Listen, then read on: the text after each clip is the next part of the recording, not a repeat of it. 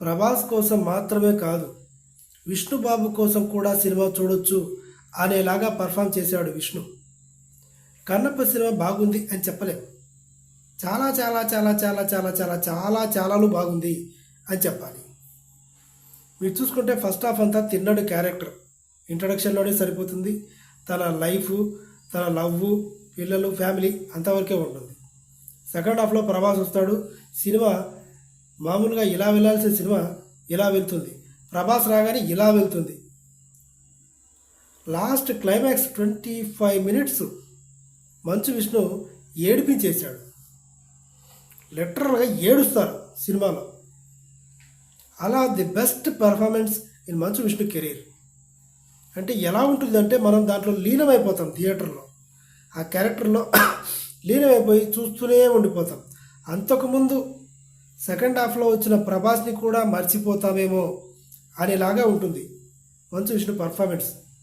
ఇదేంటి అందరూ ట్రోల్ చేస్తుంటారు, పర్ఫార్మెన్స్ వీక్గా ఉంటుంది, అంత పెద్ద నటుడి కొడుకుగా అందులో సగం కూడా చేయట్లేదు అని నేను కూడా ట్రోల్ చేశా.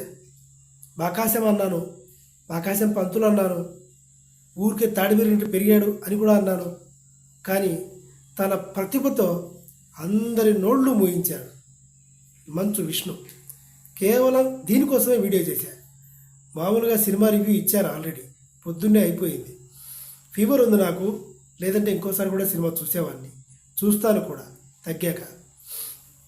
మొత్తానికి అదేదో సినిమాలో కోటా శ్రీనివాసరావు గారు చెప్పినట్టు, నాన్నగారు నేను 10వ తరగతి పాస్ అయ్యాను నాన్నగారు, నా ప్రతిభకు మెచ్చి ఈ ఊరికి మనని కలెక్టర్ని చేశారు నన్ను అని చెప్పినట్టు, మొత్తానికి ఎంత కష్టపడ్డాడో, ఎన్ని గుళ్ళు గోపురాలు తిరిగాడో కానీ మంచు విష్ణు మాత్రం సక్సెస్ కొట్టాడు భయ్య.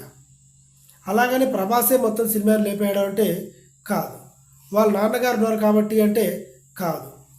ఎవరి క్యారెక్టర్లో వాళ్ళు 100కి 100% ఇమిడిపోయారు. అక్షయ్ కుమార్ గారు తన సొంత వాయిస్తో డబ్బింగ్ చెప్పాడు అంటే మామూలు విషయం కాదు. తెలుగు రాదు అక్షయ్ కుమార్ గారికి.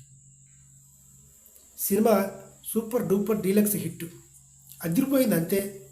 ప్లీజ్ సబ్స్క్రైబ్ చేసుకోండి అమ్మా.